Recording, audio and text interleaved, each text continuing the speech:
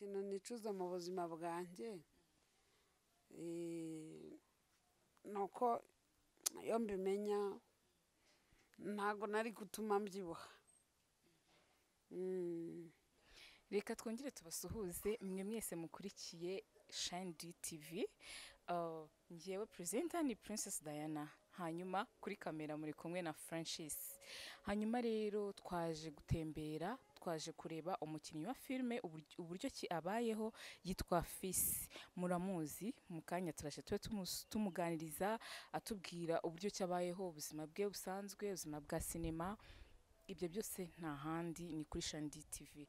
Wiriwe meze ute? Traho. Hano ni kwa Fils. Ni kwa Fils. Arimo? Yarahari. Wamutugezaho? Nta kibazo ngo tukagenda karibu. Star.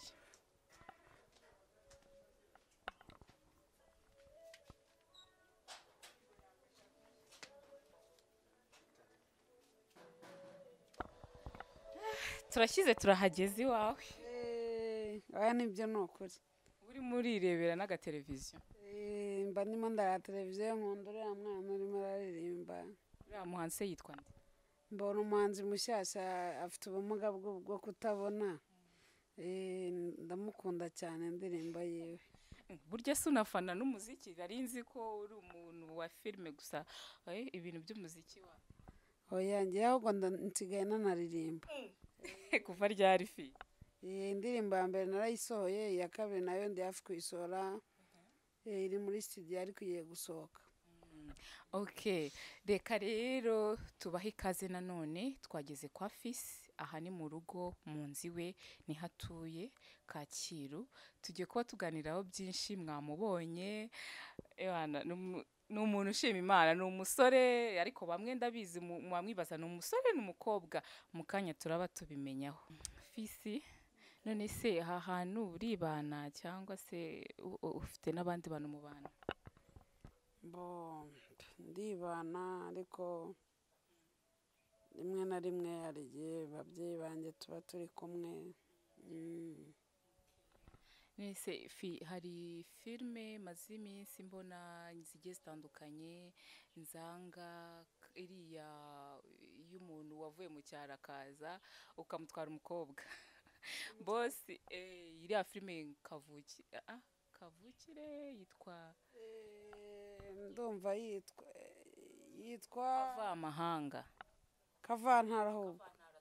Kavantara. Hari n'indi yitwa Yitiranwa n'urukwavu, harya urukwavu rwita. Hari indi yitwa Gakondo series, hari indi yitwa Mayeri series, hari indi yitwa Bakame series. Ariyo Bakame niyo nakubwiye Yitiranwa n'urukwavu. Okay. Fils yatangiye gukina filme kuva ryari? Mbonye natangiye muri 2000. Nibwo nakinnye filimi ya mbere yitwa ngo Fata umwana wese nk'uwawe. Hanyuma mu 2000. Hanyuma nkurikizaho filimi nakinnye 2008. 2007 yitwa Nta munoza, yandi nakinnye njya kwiba amandazi ndi kumwe na Kanyombya. Nyina n'indi yitwa Nyirabayazana, Kanyombya bafite abana benshi cyane, ateka imitwe we na Nyagahene. Hanyuma nyina n'indi yitwa Twese turi bene Kanyarwanda, nakinnye njya guhiga urukwavu ndi kumwe na Nzovu. Nyina n'indi yitwa Kigali si Kigoma, ntuburira umusaza amafaranga amubwira ngo velomoteri yagonganye n'indege. Nyina n'indi yitwa Inzira ndende, tujya kwiba laptop kwa Mukarujanga. Nyina n'indi yitwa Icyizere. Ubwo izo mbese nizo mu myaka ya za 2008. Izo wibuka buhari nizo wenda utakibuka bitewe n'ubwinshi bwazo? Oya, ni filimi nyinshi cyane nagiye nyina niyo bita Ndi Umukristo, aho tuba turi abazimu. Urimo urareba agasobanuye ariko. Urumva? Hanyuma nyina n'indi iyo ngiyo yitwa Ndi Umukristo, niyo nakinnye mu Ngenzi. Twakinanye na Ngenzi, twebwe tuba turi abazimu tuva kwa Shitani tuza ku isi kurwanya abakristo. ariko abakirisitu nabo bakaturwanya bakoresheje imbaraga z'Imana bakadutsinda, ariko harimo n'aho nza kwica wa mugabo umwe witwa Damuru, umwe wakinnye muri filime yitwa Ntaheza hisi. Damuru ni izina rye yitwa Damuru. Hanyuma rero nyina n'indi filime nayo yitwaga nakinnye filime nyinshi cyane, mbese ni nyinshi kabisa ashobora ntabwo nazivamo zose ngo nzazimenya, nibura ngiye maze gukina filime ntanabara. Watangiye gukina kera. Muri izo filime zose se ni iyihe filime wavuze ngo kabisa muri filime zose nakinnye iyi filime kabisa ni ibihe byose? Filime yanshimishije bayita Ntamunoza, kubera ko ariyo yatumye mba umusitari. Uti niyo yatumye uba umusitari. Harimo irihe somo nimba yitwa Ntamunoza? Ntamunoza n'ubundi ni uko abantu baba batanyurwa, kandi noneho Ntamunoza yari filimi twatuburiraga abantu ni ukuvuga ngo Kanyombya abatubura abantu b'abandi, akambwira ngo njye kwiba igare, nkiba igare ariko we akaritwara, kandi ari njyewe naryibye. Noneho twakiba amandazi agafata ibyiza, njye ngafata tumwe tuba twagiye tumenekaho n'amagi n'iki, ugasanga nyine. Ariko gusa nyine filime yitwa Ntamunoza ni filime nziza cyane yanshimishije, hamwe n'iyo bita Kigali si Kigoma. Abantu badukurikiye sample, kuko nimba uvuze ngo iyo filime ya mbere niyo yatumye umenyekana, iyo ya kabiri nayo bakeneye kumenya se yari imeze gute? Kigali si Kigoma ni filime umusaza ava mu cyaro yagera mu mujyi, umwana yiba ihene ya papa we, yamara kwiba ihene ya papa we kugira ngo abone taransiporo imugeza i Kigali, yagera i Kigali agakora mu rugo ahantu aba ari umukozi wo mu rugo, akaza kubona amafaranga. Yamara kubona amafaranga, wa mwana twebwe ngewe mba ndi shefu w'amabandi, tukaza kumuteza imbere akajya mu mabandi. Noneho yajya mu mabandi akabona amafaranga menshi, yabona amafaranga menshi noneho papa wiwe akazaza nawe aje gushaka ya hene yiwe umwana waba yaramwibye, umwana waba yitwa Murindabigwi. Hanyuma wa mwana we wa mupapa yamara kuza akaza guhiga umwana akamuhiga mpaka akamubona, noneho akajya kwa Kanyombya kujya kubaza nyine, kuko bamurangira ko kwa Kanyombya ariho abari. Filime yari isi kabisa. Wavuze uti natangiye gukina filime kuva mu 2000. Abantu benshi bibaza, bafite iki kibazo, bagiye banatubwira bati uriya muntu nimba ari umuhungu nimba ari umukobwa situbizi, ariko icyo turakigarukaho. Ufite imyaka ingahe nimba atari ibanga? Ubu ngubu mfite imyaka 34. Sure rwose, navutse 86. 34. Uwakubona yagira ngo ufite nk'imyaka 23. Cyane rwose. Nawe urabizi ufite baby face. Abantu bajya bakwitiranya cyane rwose. Ikibazo ariko banza abantu benshi rwose nizere ko basubijwe. Fils afite imyaka 34, ntago ari umwana. Abantu benshi bazaga ibibazo ariko barasubijwe. Hanyuma se fi, abantu bari baze uriya mungu ni umuhungu ni umukobwa ni ikinyabibiri ni iki, kuko nyine biratangaje ukuntu ngana. Abantu nyine babibaza bamara amatsiko. Ubundi Fils ni umukobwa ni umuhungu se ni ikinyabibiri? Mbona uvuga ngo jewe ibyo binaniro birwa babimbaza, ni umuhungu se cyangwa uri umukobwa? Ngiye rero ndi umuhungu umwe rukumbi wo ku mubumbe. Uti ndi umuhungu umwe rukumbi ku mubumbe cyangwa shawuri ikinyabibiri? Reka ngiye ndi umugabo, nitwa Mudahigwa Emmanuel ubundi amazina yanjye nyakuri. nyakuri. Noneho fisi naryo niryo papa na mama banyise ko niryo nkunda gukinisha mu mafilimi hanyuma rero n'andi mazina menshi cyane bitewe n'amafilimi ngenda nkina.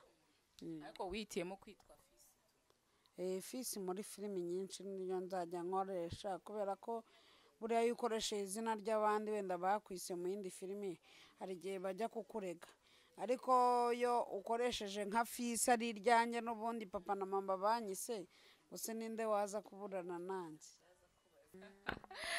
fisi rwose. Aha, watubwiye mu kanya uti tiriga burya ndi n'umuhanzi. Fisi se wari uzi ko ari umuhanzi? Ariko iyi ngiyi ni inkuru ishyushye nta n'ahandi wayikura. Fisi ni umuhanzi kuva ryari? Kuva 2019 nibwo natangiye kuba umuhanzi w'indirimbo, ariko nakoze indirimbo ya mbere ari sample ngira ngo ndebe nimba koko nzavamo umuhanzi, kubera ko nari mfite impano yo gukina filimi.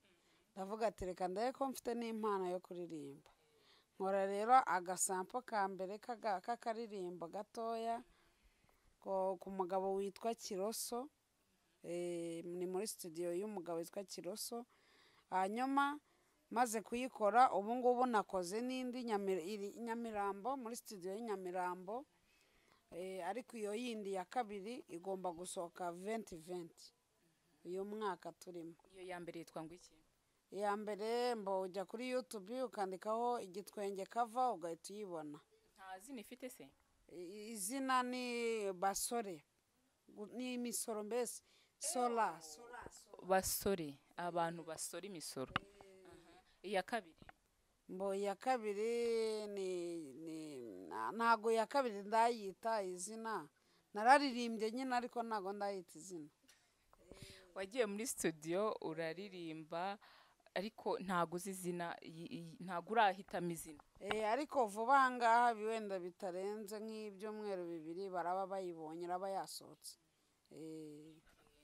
None se Fi, ni iki cyaguteye kujya mu muziki bundi, cyangwa se reka tukibaze gutya, ni iki gitera abantu bakina filime kujya mu muziki? Turabibona abantu benshi nka Bani Dimples ni umukinnyi wa filime akaba n'umuhanzi. Nawe Fisi ngo uvuye uri gukina filime ukanaririmba, ni iki kintu kibibatera? Muba mushaka gutangatanga ahantu hose? Mbona uvuga ngo ubundi iyo uri umwami ntabwo urongora umugore umwe, urongora abagore benshi. Mbese uri umwami? Njye ndi umwami. Reka da. Niyo mpamvu uvuga ngo jyewe ngomba gutangatanga kandi nkajya mu bintu byose, mpfa kuba byose mbibashije. Niyo mpamvu nakubwira nabanje kureba ko nzabishobora, ariko ubu naje kusanga nzabishobora. Uvuga mbere nabanje kuririmba R&B mbona ntabwo imbereye, mpita ntangira kuririmba hip hop. Iyo ndirimbo igiye gusohoka izaba ari hip hop, ariko iyabanje gusohoka ni R&B. Fisi ko numva ibibuga byose bitangatanzira cyane rwose. Gaho duha kapera rero. Kapera umuhanzi agomba kuba yiteguye. Niyo waba usinziriye nshobora kuhita nzavuga ngo Fisi turirimbire, ukahita uririmba kuko nyine bikuri mu maraso. Reka nimba ushakisha. Oya ntabwo nshakisha njyewe, ndaririmba ariko akantu gatoya tu. Akantu gatoya uraririmba kuri R&B unaturapireho gatoya. Harya ngo R&B byagenze bite? R&B nabonye atari guyanjye, ibintu byo guhogoza wapi. Ngo sibyo ni ibiki? None se ubwo ibyo ni ibiki? Sibyo ni ibiki? Ese ubwo wabigiye mutari wabitekereje? Nabitekereje ariko naje gusanga rwose biriya ni iby'abarezi. Ahubwo kuririmba hip hop rwose ni iby'abajama pe. Nuvuga ngo wari wahubutse muri R&B? Nahubutse kubera ko wenda nari nzi ko bizambera ku ijwi ryanjye, ariko nsanga wapi nta muntu w'umugabo wo guhogoza. Ubwo se ushatse kuvuga ko abahogoza buriya urabapinze?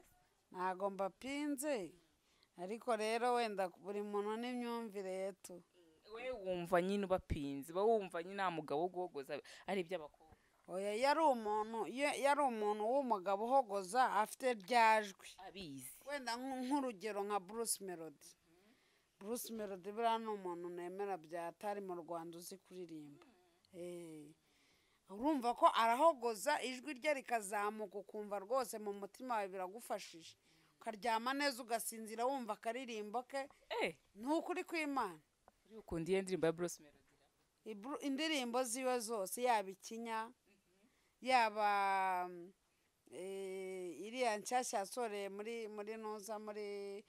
muri studio ya Diamond, yaba iriya yakoranye na kariya gakobwa k'inzobe cyane Kasani. Mbese indirimbo ziwe zose ziranyura ngewe pe. wa muntu ashaka kuba ari umufana ukomeye. Byatari. Okay, winyibagiza duha kapera. Okay, ndaririmba akantu gatoya.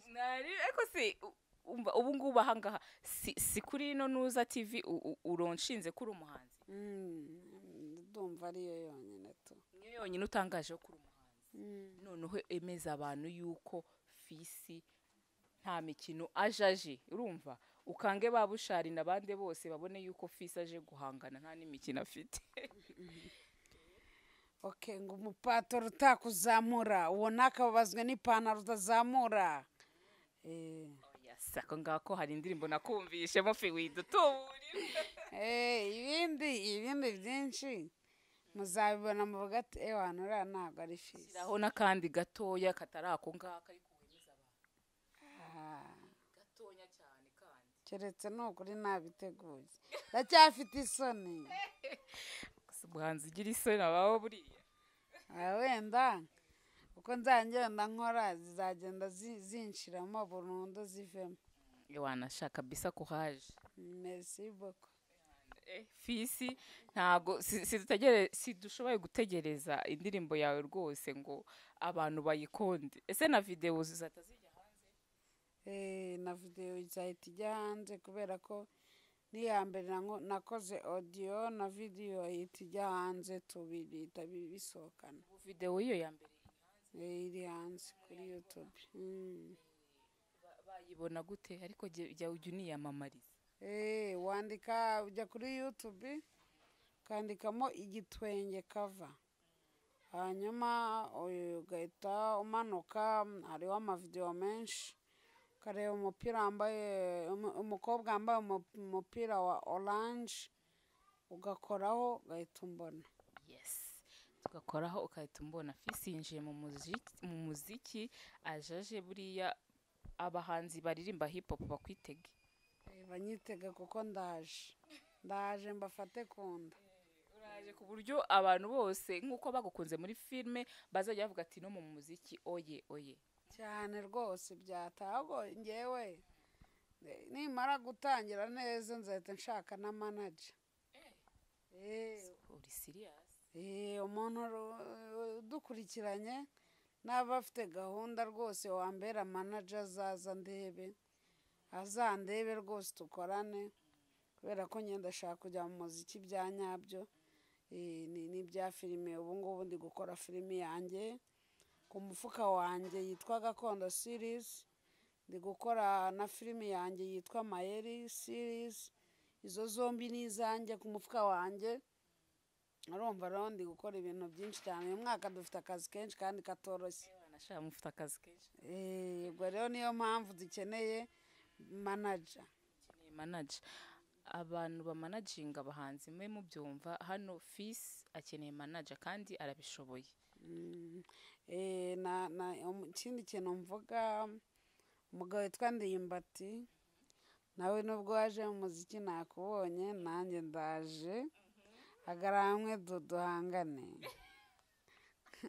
Ariko uri kumva wamufashe ngo Ndimbati ngo gucyahagarare muhangane. Yaje mu muziki namubonye nanjye naje, n'abandi reka turaje tu. Ariko we target yabanza ari Ndimbati wana banza mugiye ku Oya Ndimbati ndamwemera. niyo mpamvu rero ndi kumubwira ati ndaje nanjye ku isoko duhangane nawe nabonye yatangiye kuririmba na ba Nike bose nawe karibu kabisa. Yes, reka tugaruke muri sinema. Munuza tubwire fi, nabonye iriya filme uri gupapura umugore. Ese ubundi Fils afite umugore mu buzima busanzwe? bo ntabwo mfite umugore, mfite umusheri. Ufite umusheri? Murateganya se kurushinga ryari? bo ntabwo turabiteganya neza, ariko wenda nka nyuma y'umwaka cyangwa nyuma y'imyaka 2, hamwe muri aho muri iyo myaka nkubwiye nibwo twahita dutangira kwiha gahunda.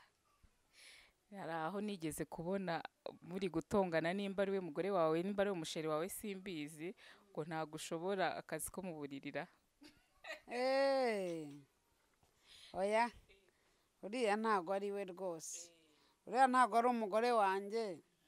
Mbo iriya ni publicité ngiye nari ndi gukora, bampaye amafaranga menshi kugira ngo nkore iriya publicité. Hanyuma rero abanyarwanda benshi cyane bazi yuko ibyo nakinnye ari byo rwose, abankurikiranye bose bumve yuko jyewe ntabwo ari byo. Jyewe se mfite umugore? Ntabwo njye mfite umugore, mfite umusheri wanjye, kandi nibiba ngombwa nzanamubereka. yitwa Tumukunde Priscilla.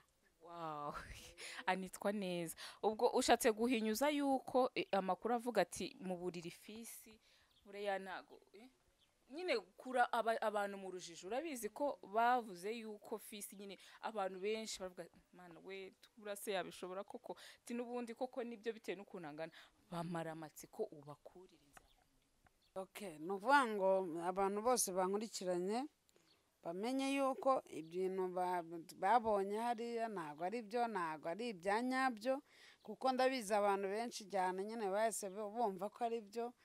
Ni publicité twari turi gukora, ariko tuyikora nka gitumo nyine, ariko ntabwo ari gitumo. Iriya yari yateguwe.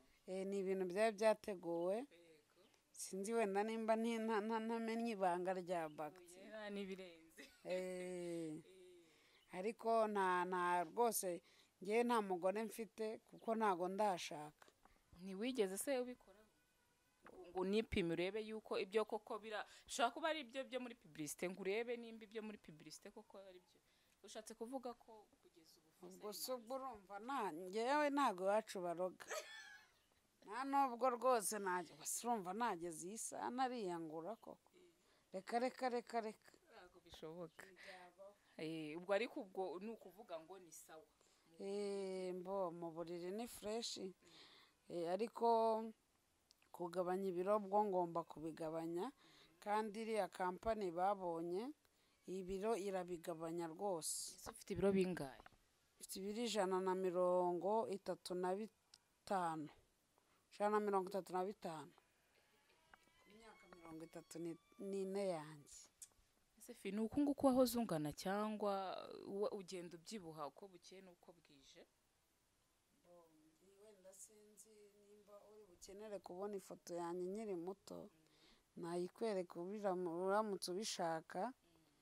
Ifoto yanjye nkiri muto irahari, kuko ngiye kuva kera ntago nabyimbyibishye.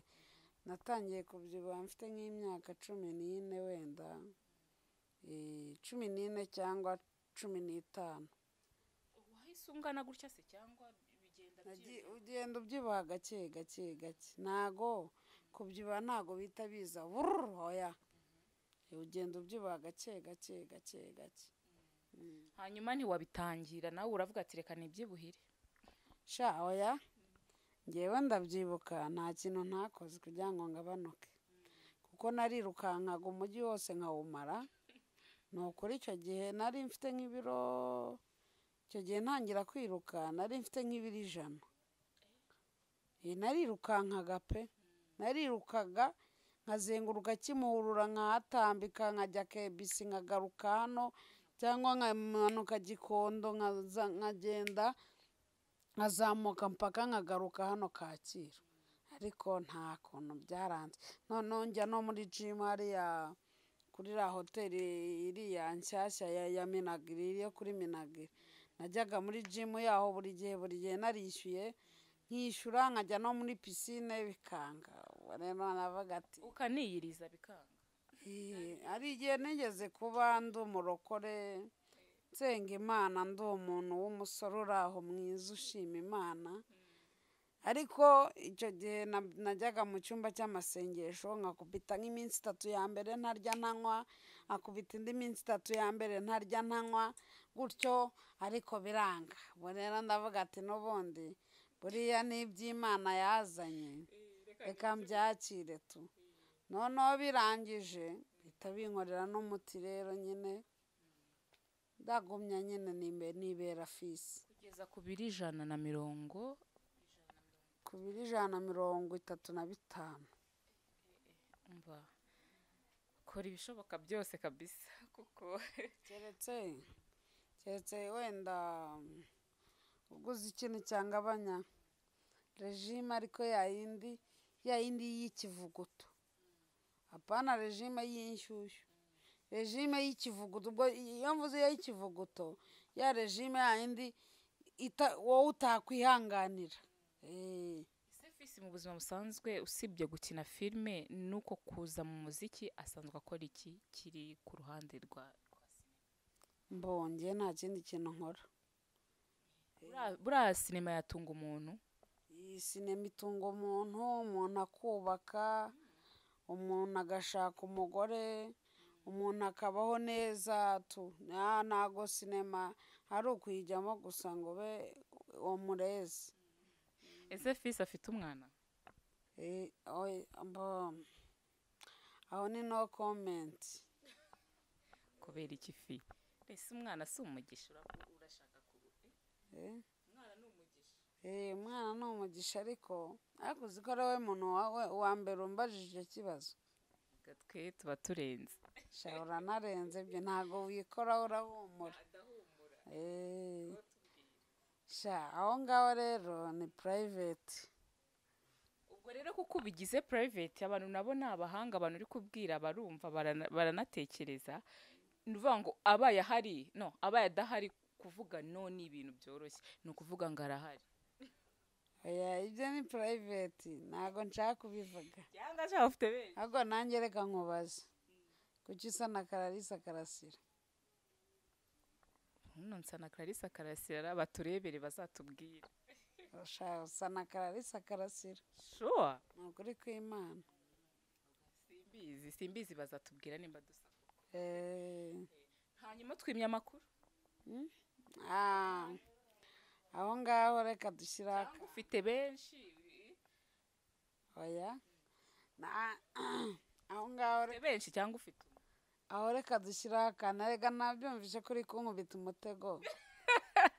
ariko Fisi ashobora kuba ari umuhanga, ariko nyine abantu badukurikiye namwe ntago nyine muratekereza, muri abantu bakuru mwabyumvishe ko Fisi afite umwana, ariko ntago ashaka kubitangaza. sha nabyawe kabisa. no comment. no comment. Okay, fine, no comment. Bon, hanyuma Fi, hano hari ibibazo. Mvuga ngo umwanya tugezemo tugana ku musozo. ni ukuvuga ngo ni ibibazo uragisubiza utamaze amasegonda angahe ugize utekereje. ni ukuvuga ngo urabazwa uhita usubiza ako kanya. ndajya mbazwa mitansi. Yego. Udarinze gutekereza cyane. niwo mwanya tugezemo. uri tayari? ndi tayari. Fisi ni ikihe gihugu yumva yifuza kuba yazajya? Amerika byahatari. kubera iki? kubera ko Amerika ni igihugu cyiza kitikoraho, abaturage bacyo baba bafite ukwishyira ukizana, baba bafite ijambo, sinzi ukuntu mbese nabivuga, ariko nicyo gihugu nkunda cyane ku isi kurusha ibindi. Yes. hanyuma Fisi akiri umwana muri ya myaka y'ubwangavu, ni iki kintu yaba yarakoze gitangaje kuko n'ubu yibuka akavuga ati ikintu nakoze gitangaje ni byinshi cyane. tubwire nka 2 cyangwa 3. icya mbere ni uko nigeze gukora igitogotogo naragiye iwabo wa mama wanjye ni i Butare, kikamanura ku musozi kikankubita munsi mu manga. ntacyo wabaye. Nta kintu nabaye. icya kabiri Icya kabiri ni uko najyaga manuka ahantu ku musozi n'ubundi nkagenda nicunga, ikabutura nkagera hasi y'umusozi yacitse hasigaye ikibuno gusa nacyo kigakoboka. sorry ariko hano urahari umeze neza. hanyuma Fisi nihe defo afite abantu batamuziho? Defo Fisi afite abantu batamuziho ni ugucanganya. gute gucanga? Fisi gucanganya si ubwo ntago bizi. ngewe rega ntago nge ndabizi ariko ndi kubariza rubanda. ifitemo gucanganya gucabiranya abantu ibintu. gucabiranya. Nabivuga gute mu kinyarwanda ra?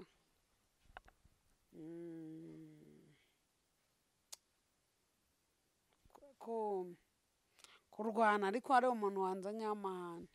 Fisi agira amahane Ariko hari umuntu wanzanye amahane. karwana se ukabishobora ugamukubita bien?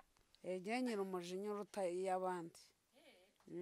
yarwana uganakubita umuntu ukamunisha? Oya, mba numva nakuniga ariko kubera iyo nshyizemo nyurabwenge ndakubabarira tu, kubera ko nzi ko ngewe ndi umuntu wemera Imana, nge ndi umuntu ukunda Imana tu, kandi wemera ko byanze bikunze igihe kimwe umuntu azajya mu muriro cyangwa akajya mu ijuru. Niyo mpamvu rero ngabanya umujinya. muri desert urahazi, mu butayu baraguhamagaye wasanga ari Priscilla uguhamagaye. Priscilla oya ntago ari kame mukubye umuntu muretse bakubwiye ngo bagiye kukujyana mu butayu, ariko ugomba guhitamo ibintu bibiri: ifoto ya mama wawe, amafoto y'urwibutso uri kumwe na mama wawe cyangwa se naye wenyine, hamwe na Bibiliya. watwara iki? ifoto yanjye n'iya mama? No, ifoto yawe, amafoto yawe uri kumwe na mama wawe cyangwa se ifoto ya mama wawe hamwe na Bibiliya, wahitamo iki? cyangwa se nahitamo Bibiliya. wahitamo Bibiliya kubera ko Bibiliya ari ijambo ry'Imana, nahitamo ko atari yijyayo. uri umunyabwenge kabisa cyane. hanyuma Fisi ni iki kintu yicuza mu buzima bwe, avuga ati iyo menya? Ikintu nicuza mu buzima bwanjye ni uko iyo mbimenya ntago nari gutuma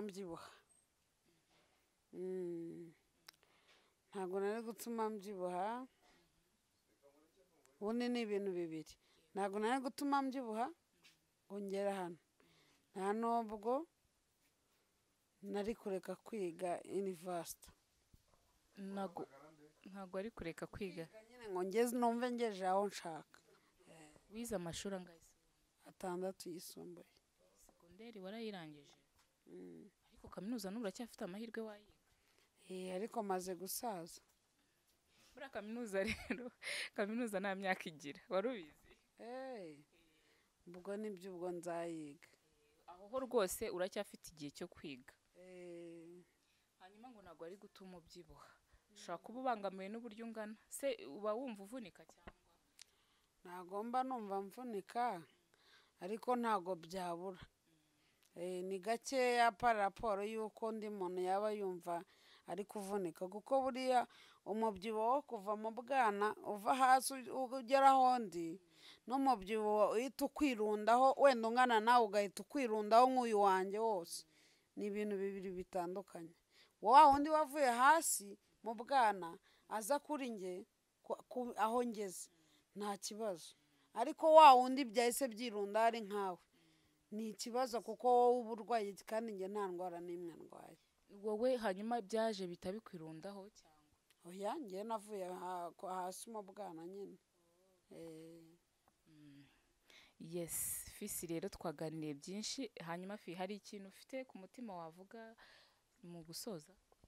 ikintu navuga ku mutima, nkunda papa wanjye, nkunda na mama wanjye, hanyuma abanyarwanda nababwira ko bakunda ibintu byacu kandi bagakomeza bagakunda sinema nyarwanda, hanyuma bakayizamura kuko kuyireba bwa mbere na mbere niko kuyizamura.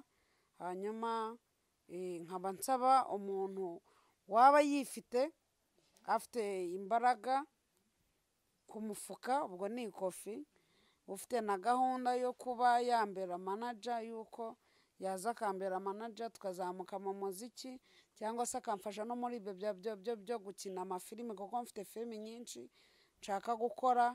Hanyuma ikindi kintu mvuga ni uko nsaba abanyarwanda ko abankurikirana n'abafana banjye ko bajya kuri channel yanjye ya YouTube bakandikamo Gakondo Series, kuko channel niko yitwa na filime iriho niko yitwa.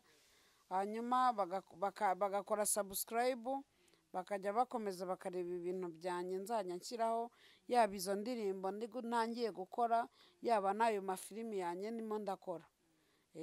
Hanyuma abanyarwanda bose ndabemera, mbifurije umwaka mushya muhire wa 2020, bazawurye neza rwose kandi bakoremo akazi kenshi cyane, kubera ko gukora nabi ni bibi, gukora neza nibyo byiza, gukorana imbaraga zawe ufite, noneho ukazajya gusaza uvuga ati nakoze ikofi. Nibyo ngibyo nifuriza abanyarwanda nanabasaba. Yes, mwakoze cyane yo kudukurikira, ndizera mwagize ibihe byiza. Twaganiye n'umustar Fisi ukina filime nyarwanda, ariko kandi Fisi nanone yaje mu muziki, mumushyigikire. Mwumvishe karapa aje guhangana n'abandi baraperi mu muziki. Hanyuma mwakoze kudukurikira, televiziyo ni Shine DTV, ntimwibagirwe gukora subscribe kugira ngo inkuru zacu zijye zibageraho mu buryo bworoshye. Murakoze, Imana ibarinde, ndabakunda.